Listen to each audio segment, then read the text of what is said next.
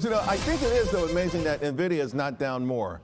Not because of the number or the guidance or anything else, but the financial media, folks. Only 20% of initial coverage has been positive. 20%. Think about that. And the way it kind of speaks to the lack of trust in the financial media. Well, my next guest has a much better handle on this. I would say that 99% of the folks out there. I want to bring in now Futurum Group, their CEO, Dan Newman. And Dan, the negative press on the slower sequential growth in data centers, this is the thing that stood out for everyone. It went from 39 billion to 41 billion, and everyone's saying, oh, man, you know, it's over. It's done. It's absurd, Charles. Look at 2025 Q2, 26 billion to 41 billion. This growth, law of large numbers is coming into play. We are certainly seeing some of that slowdown, but we've got the forecast for you. By 2029, there's going to be about $583 billion in semiconductors for data center AI. That number is massive, and guess who's going to have about 90% share of the GPUs? It's going to be NVIDIA. Really? We do not see this turning in a negative way. Now, there is this custom chip thing that we do need to keep in mind. Investors need to keep in mind. Companies like Microsoft and Meta and Amazon, Broadcom, I love the name. But Charles, it's nonsense. This trade is intact. So, Daniel, when you see something like this, right, NVIDIA sales growth decelerating from eye-popping levels. This is one of the tables out. This is this morning in Bloomberg. What do you say to someone who's saying, well, this is more evidence that even though they're going to have a large share of the pie, just the growth that propelled them to a $4 trillion company no longer is justified? Look, this is the narrative the media wants. Right. They want to say it's a bubble. We've been going up and to the right for too long. It just isn't the case, though. Our channel checks the investments. You know, I went to one of the largest investment conferences, Charles. I had a room full of capital allocators that literally said there's so much money chasing data center opportunities that they can't even invest the money they have. And the lion's share, Charles, of those dollars end up going to NVIDIA right now. So we want the story to be negative. That MIT story came out about 95%. Right.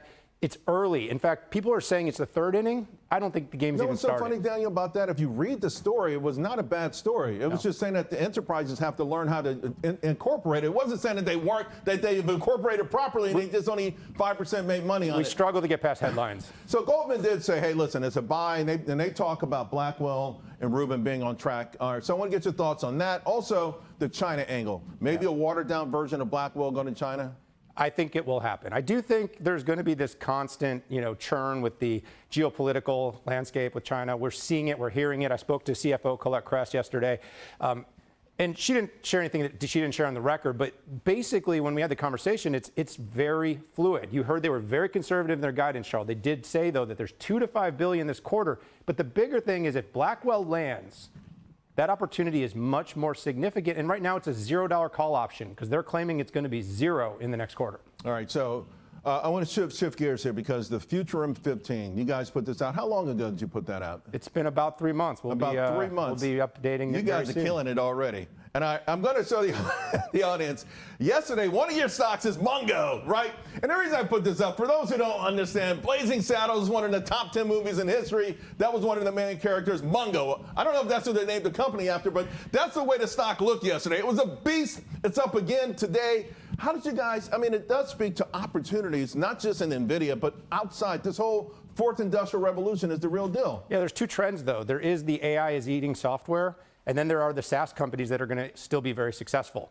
And MongoDB is one of them. See, the difference is there's the enterprise software, the CRMs and ERPs that are very difficult for people to use, the companies that basically make your enterprise software. And then there's the data end of it, the Snowflakes, the MongoDBs, the Pure Storage. That company's ripping 30% today because those companies are still going to be needed for all this NVIDIA, for all this Google, and all this AI that we're going to need to run in the enterprise. We're going to need safe, compliant, governed data, Charles. So Mark Benioff and these other larger companies, maybe just, I don't know, are they out? Are they out in the cold here then? Well, I think a few of them are going to do well. We've actually got a list. We call it the agentic platform companies. Okay. Salesforce has invested big. You've seen the Matthew McConaughey, the Agent Force.